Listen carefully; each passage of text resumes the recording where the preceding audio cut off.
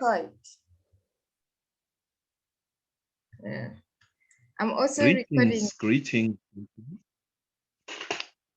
Sanibonani, good day, good evening, good morning, good afternoon to everyone.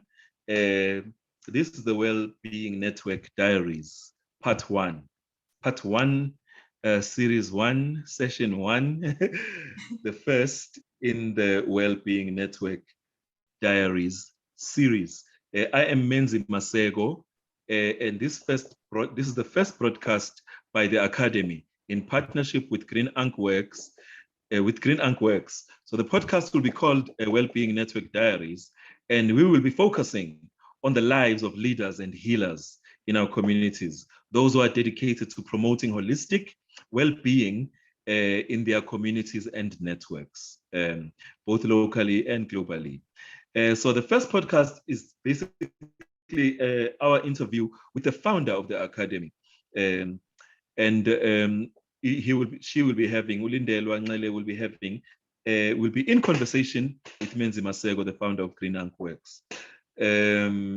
So today we're going to basically begin with the origin, the purpose, and the ideas behind the podcast, who our target audience is, as well as the kind of information we want to focus on, and the things that we want to uncover and deal with today. With all that said, we have to introduce Lindelwa. Lindelwa, please get on the mic and tell us who you are, tell us about yourself, and a little bit about the Academy for Metaphysical Wellbeing. All right. Thank you so much, Brother Menzi. This is very exciting. So my name is Lindelwa Nxele. I'm an anthropology PhD student candidate, and I'm also the founder and managing director of the Academy for Contextual Metaphysics. I'm a spiritualist. I like to refer to myself as a social spiritualist.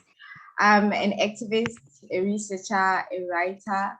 I've been working within the NGO sector, civil society, higher education, and health arenas for over 15 years now. Just a little background story as to who I am. I grew up in the semi-rural parts of the eThekwini, a place known as the Valley of Southern Hills by tourists.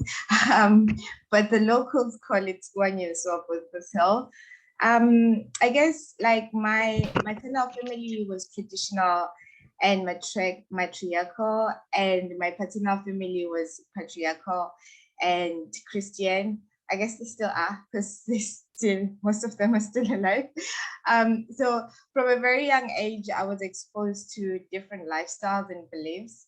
And it wasn't until I started varsity that I started formulating my own ideas of what life was about, learning about different cultures, religions, and worldviews. I think it was my interest in humanity, like wanting to understand why we are the way we are, that I found myself being interested in spirituality and holistic well-being, and eventually starting the Academy. That is wonderful. It is interesting that it seems like you're amalgamating, putting together all the skills and everything that you have learned in the service of the community and service of humanity. I like how these things come together. And so, is this why the Academy exists? Well, I guess the evolution of the Academy began with an idea many years ago to create an institution that was going to explore ideas of spirituality, healing, the cosmos from an African point of view. I guess like the diversity of religions, cultures, spiritual paths and healing methods have been known to bring about conflict in the world. So the Academy wanted to find commonalities between all these walks of lives, beliefs and practices, especially since South Africa is such a multicultural country. The aim was to assist the social spiritualists to build like cross-cultural, interdisciplinary networks so that we can work together to heal the nation that was traumatized by its past.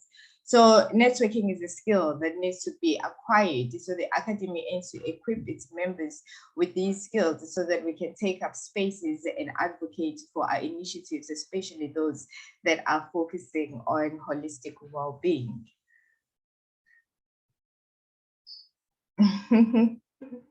Okay, I get you, I hear you.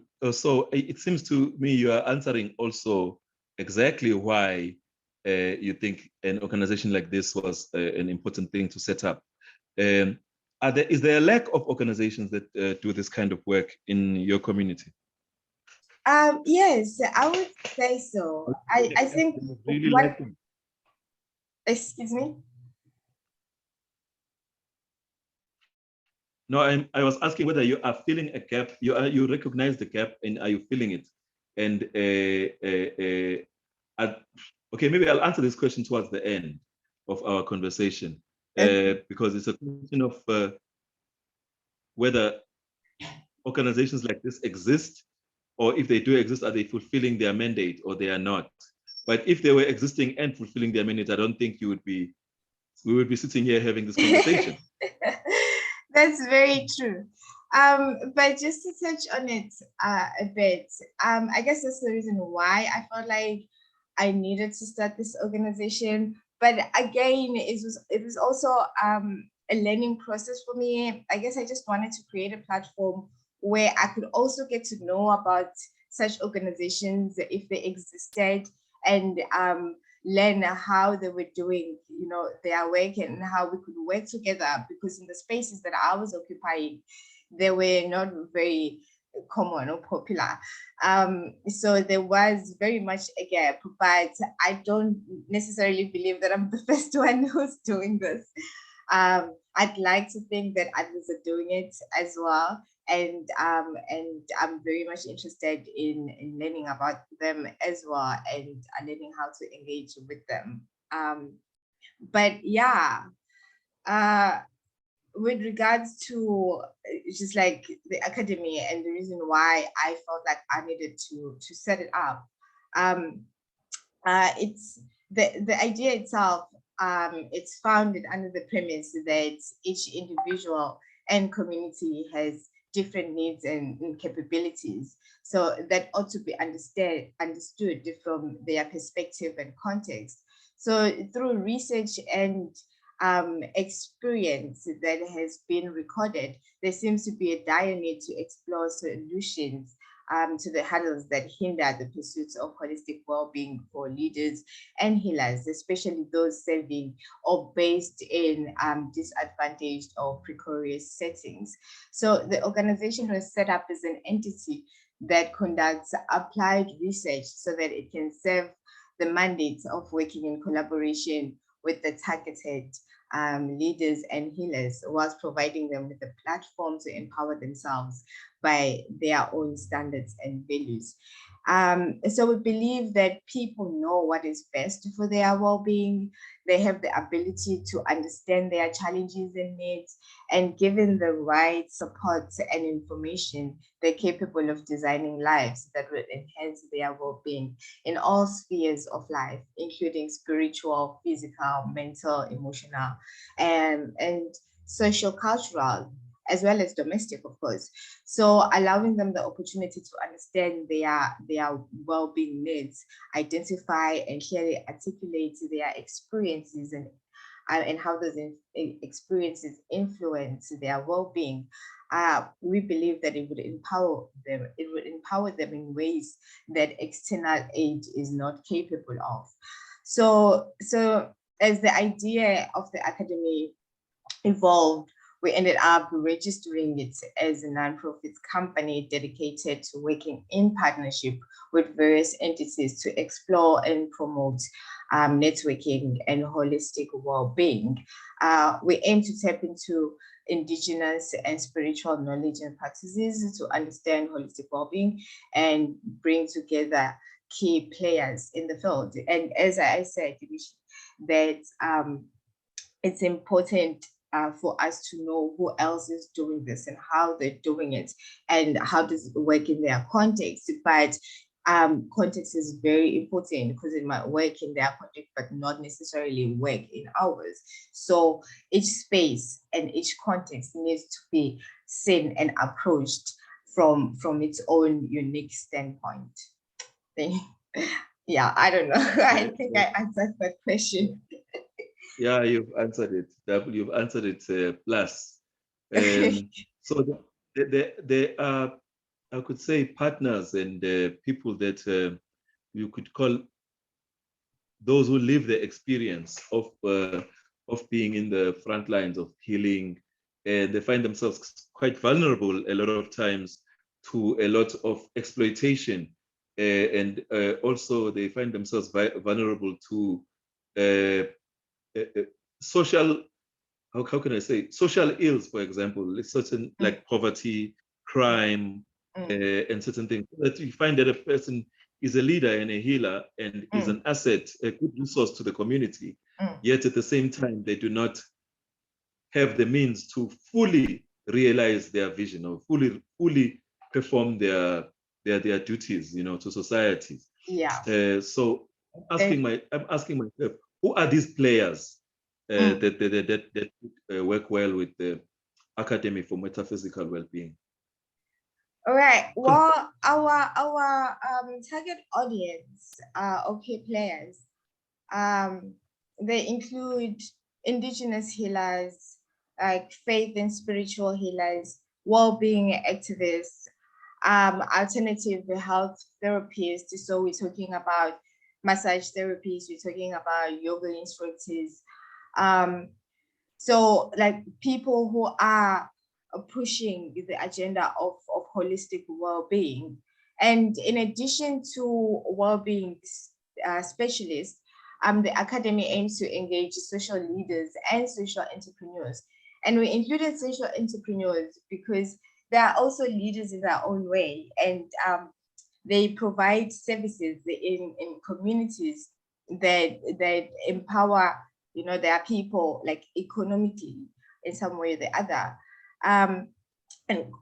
But we also believe that engaging them is necessary because for true healing to take place, people need to have access to services that cater to these needs. So a strong network of healers and leaders has potential to influence not only the livelihoods of communities involved, but also the systems that govern the way people perceive and interact with each other and their environment. So in a way, we're creating a networking platform that will provide knowledge, share skills, as well as services, to its members. I guess the academy recognizes the gifts and the skills and the work that people bring into the world, and it only wants to assist them in furthering their reach and bringing them together to co-produce and co-create. Right. By enhancing their voices and promoting their work in a supportive and cultured space that shares their values and commitment to holistic well-being. Wonderful, wonderful, wonderful. Spending on themes that are seriously necessary in our communities. So it sounds to me like you have already elaborated your objectives. This is the objective of the organization. But as in the world we are living in, everything is put in these structural. So approaches to well-being, also approaches to institutions and organizations like this, they have to have approaches that are, even though you may be work outside the box and inside the box, at the same time you still to aim things, well, how can I say, approach things from a very thematic manner. Yes. So what is this, your mission and your purpose? I guess it's to explore, to understand, to enhance and encourage the appreciation of interdisciplinary and cross-cultural learning and service provision that promotes context-relevant holistic well-being, which is informed by the very people that we work with, like indigenous healers and social leaders. And also, of course, the work that we'll be doing will be integrating like metaphysical knowledge, which can be interpreted as psychological or spiritual, or like knowledge of the cosmos. So integrating that knowledge into their practices. So the work that we're doing would enhance the exploration, the legitimization and promotion of diverse, holistic well-being practices, bringing about awareness and creating opportunities for leaders and healers. So by becoming a member of the network, it would offer leaders and healers opportunity to promote their work and offer their services to other members. I guess in a way, I feel like we want to create a digital community where all the needs of the members are catered for by other members of the community. Is South Africa ready for such a digital approach? The people that you are aiming at, yes, people have cell phones, they have computers, basically walking around with computers in our hands. So before you clarify about the digital community itself, yes, does our context fit the approach? Is it an approach that is suitable to the populace? I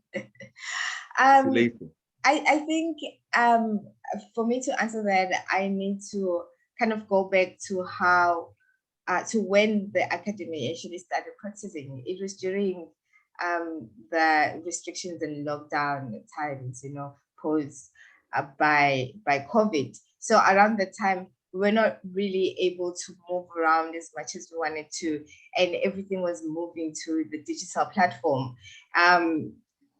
Like social interactions and engaging face to face with other people was not very encouraged.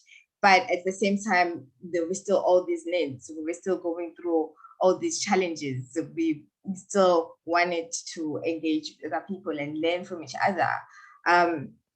So the academy felt that it was necessary to use the resources that it had and to adapt to the challenges, I guess, that were posed to us by what was currently happening in the global spaces. And then going forward, the academy wants to engage people within the whole of South Africa, and it also wants to do this economically. So we figured that we cannot always have like face-to-face meetings. It's way too costly. And most of our members are all over South Africa. So the best way for us to engage is to do it digitally. Yeah. But in terms of whether we're ready or not, I believe that there's never the right time to do something, like it is really, yes, it's really up to you to say, you know what, we want to do this and we think this way works for us, and then you go for it. But of course, I'm very much aware of a lot of challenges that we will encounter and have been encountering, because we're also working with people from advantaged backgrounds, people who work in precarious conditions. So issues like connectivity, like having data, like just the network, sometimes can disrupt communication and the flow of work. Yeah, but I also believe that the more we work on it, the better we will become at knowing how to deal with these challenges, and also start putting in place the systems that would allow us to work smoothly. I mean, I'm not saying obviously like all of this will be done by the academic, but we're building a network of professionals, and people will come in with many different skills and talents and ideas, and it has potential to, I don't know, even find ways of breaching these gaps that we have. The digital divide has become so great right now between those who have and those who do not. So creating platforms like this would also allow us opportunities to explore how we can breach those, because whether we like to or not, the world is moving towards that digital virtual platform. But at the same time, it doesn't mean that we have to ignore like the fact that we still need like face-to-face interaction. Yeah. But just to open it up and make sure that we cover as much ground as possible, it's necessary for us to be in the digital space. I don't know if you answered. No, it's answered. I'm answered. It is very obvious that the digital space is a networking space that is very not just lucrative, but it makes sense. It makes sense to be within that space. A blend, basically. And you mentioned intersectionality. Everything is intersectional, including ways of communication, ways of being. And I'm thinking now, how do members benefit though from this network? Okay, well, like imagine like a one-stop digital market, you know, like your trusted friend, someone you call on, not only for emergencies, but also for leisure, for health and business. So the academy is a network of professionals, skilled and qualified. So sometimes as an organization or an individual, you don't want like a permanent helper or staff. Not even a casual one. You just need someone who would just be there when you need them, you know, someone you can trust to do the work effectively and efficiently without supervision or training, someone knowledgeable, you know, and diligent and on top of being trustworthy. So the academy wants to create like a network of professionals who will be able to provide excellent services when they are needed, whether it's aftercare, it's cleaning services, a ride to the shops or to work, or a ride for your children to a sports event, a technician, an accountant, you know, for our many different businesses and initiatives that we're doing, an optometrist or a therapist, a spiritual teacher, a transcriber, a social media expert, whatever you need, you know, it will be a phone call away, or maybe in our case, just a WhatsApp message away, you know. So the academy is a network of professional friends, healers, social leaders, social entrepreneurs, a friend that brings comfort when you need it the most. We are here to nurture each other, to nurture you by taking care of the stresses of life so that you can continue to do the amazing work of saving lives and developing your community. So there are a few ways that members can benefit from the network. As healers and entrepreneurs, they'll be able to promote their well-being services and receiving a clientele through the members. As activists and leaders, they will have a platform to enhance their voices in relation to holistic well-being, like their needs and recommendations. As members, they will have access to trustworthy knowledge and services provided by other members. They will have a platform to engage with other professionals, experts, to explore various ways of improving the pursuit of holistic well-being in their communities and lifestyles. And they will receive support to do their work whilst having a voice in determining the type of support and the direction of the network. And, you know, they will have opportunities to learn how to collaborate and to co-create, to co-produce with others, further promoting their visibility and credibility, as well as being known as key players within the well-being sector. So the program will include such things as podcasts, seminars, working groups, writing initiatives for the members, and hosted and produced by the members. So in most cases, we envision members being both beneficiaries and providers. And So co-create. They are yeah, co-creators.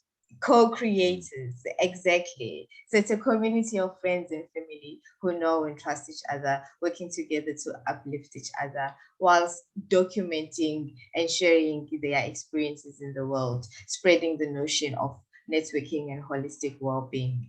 But I need to mention that in addition to this digital market, the institution is also very much focused on research, and is dedicated to learning and producing the work that comes out of the network.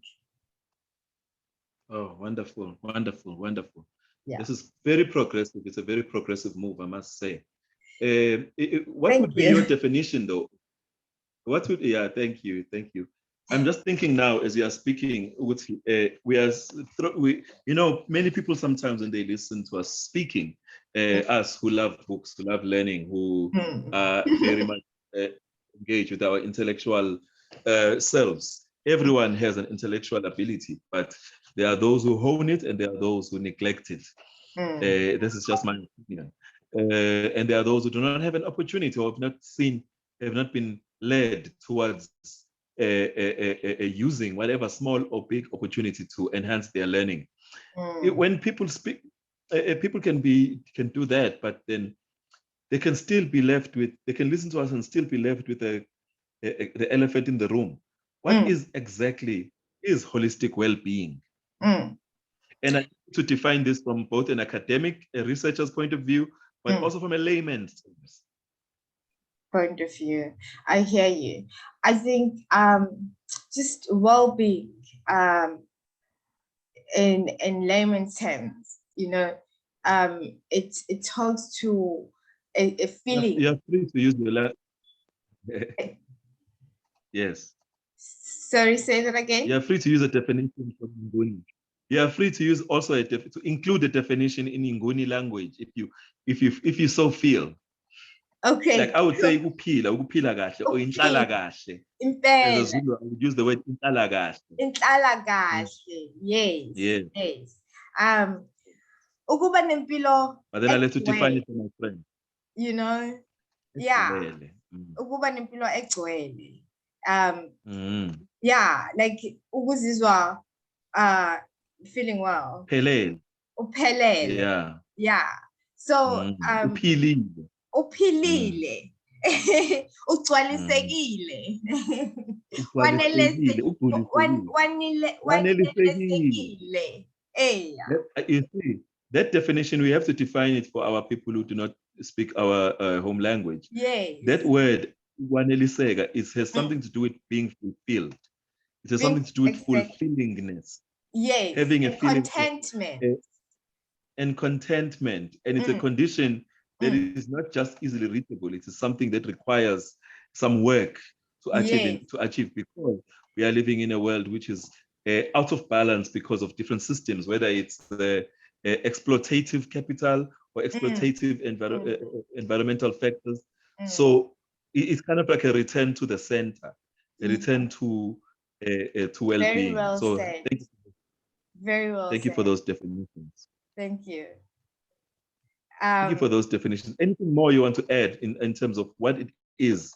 What does it entail to have to attain holistic well-being? I think well, I think we've touched on most of it, but it's just looking at anything that that might be causing some sort of like instability or disturbance or a dis-ease, like feeling uneasy.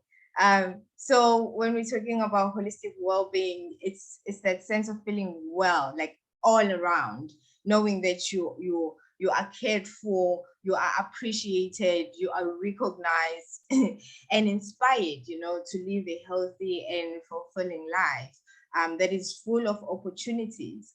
So most of the time when we're thinking about well-being, we tend to think it's just about like the body, umzimba wami, or my mind, or my emotions, but it's also about being in a space where you feel like I am heard here, I am appreciated, feeling like you still have like a full life ahead of you. You have your dreams, you have opportunities that would allow you to reach those dreams. You have like a support structure that will allow you to fulfill those dreams. You know, it's about having everything, like your socio-economical, your cultural, your spiritual, and your physical aspects aligned in harmony. It's about being able to exist and coexist with your environment, the people around you, like nature, all of it, being able to feel like you are part of it all, and not only that, you have an important role to play as well, just like the trees have an important role, to play, just like rivers and all of that. It's about being able to envision a good quality of life for yourself and being able to create it with dignity, having aspirations, knowing that everything would be fair and true, and just belonging to something greater than yourself.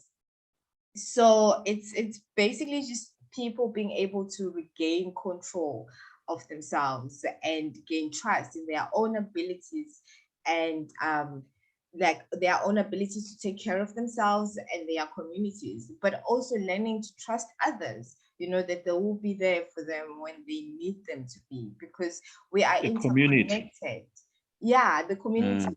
Ubuntu, you know, a concept of Yes. Ubuntu is very much aligned with the well-being, because it does say clearly, umuntu ngabantu, you know, I am who I am Yeah. because you are who You do you not are. exist in a vacuum. I don't exist in a vacuum. Yes, Exactly. yes, indeed. So it's being able to Yes, to yes. understand that fully, and also learn together with those that are around you to build that, to create that trust, that um that space that allows for all of you to thrive together. So yeah. That's great. That's great. That's great. No, it's a win-win situation. It is a win. It is not. It is not a movement or an institution that is there to serve itself. It is definitely there to serve the needs of humanity and of the people, communities that find themselves unbalanced, find themselves out of kilter, find themselves not fitting in, and finding themselves lacking resources to better themselves. Yeah. So what is the, yes, I get you. Yeah, I mean, like you were saying earlier on, Brother Menzi, we see one of the challenges that we have, especially like as activists, as social leaders, as healers, is that we go out there with everything that we have, and we try to help the world, but there are so many hurdles like on our way. You know, we face systematic or structural violence. We face people who do not believe in what we're doing, and who do not want us to achieve and push our agendas, because they have their own agendas that are all about maybe like capitalism and all these things that actually harm the majority of people. So it's difficult. Sometimes we find ourselves in situations where we're feeling dispirited, you know, we're still pushing the work, but we no longer have the hope to see things will work out, because we're just like, it's been like this for as long as we've known, you know.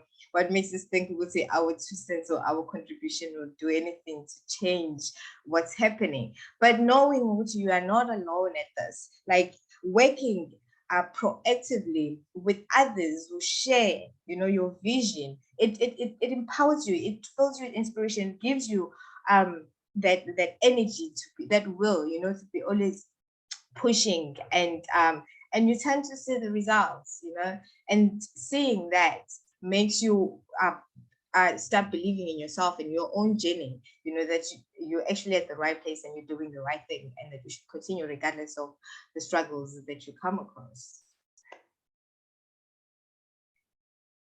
Are you still there? Brother Menzi, your mic is muted. Okay. I'm here. I'm busy talking. The mic is off. Oh. Busy talking. Yeah. Yeah. No, that makes a lot of sense. It makes a lot of sense. It's well needed.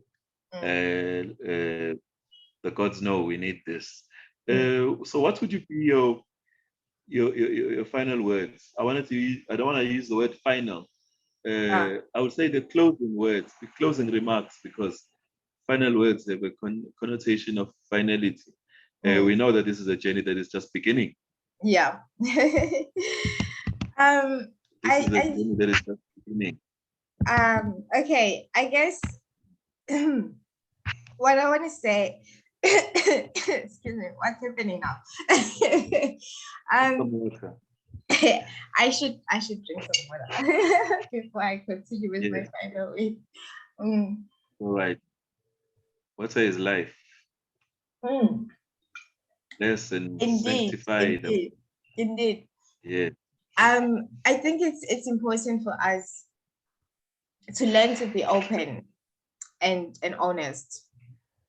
It's important for us to bring to awareness our attitudes, our behavior, our knowledge, our practices as leaders and healers. You know, it's important for us to expose our concerns, our fears, biases, misconceptions, and prejudices.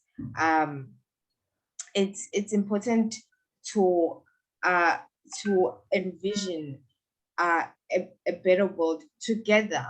So so what I can say is that let's do this. You know, people who are interested, you can reach us on Facebook, the Academy for Contextual Metaphysics. You can also check out our website. It's ready and waiting for you to come and showcase your work and start working with us. And we look forward to engaging with you, whether you have a business, an organization, whether you're a healer or an independent agent, you are welcome to join our family. So your expertise is very much valuable, and it's needed in helping us pursue this goal of holistic well-being in South Africa, if not the whole of Africa. So come talk to us about your work through podcasts or interviews. Join our working groups, co-create with fellow members. Let's just help each other to showcase our work, to learn together, to build this world that we want to build. Yeah, let's do this.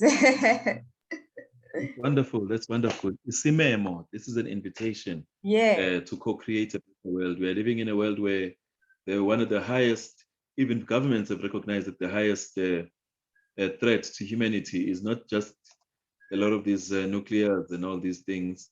It is the environment. Environmental degradation is one of the things. So every context has its metaphysical solution. Every context has its own metaphysical solution. And by that, I really mean multi-dimensional, multidisciplinary solution. There's nothing that we cannot solve because problems we have caused ourselves anyway. So we been given the ability to unmake what we have made and to make something better of ourselves. So thank you so much, Lindelwa, for that. Thank you for your contribution to humanity. And may we all work together and put our hands together to assist each other and to assist Father Earth, Mother Earth, Father Sky, and Father God, Mother God.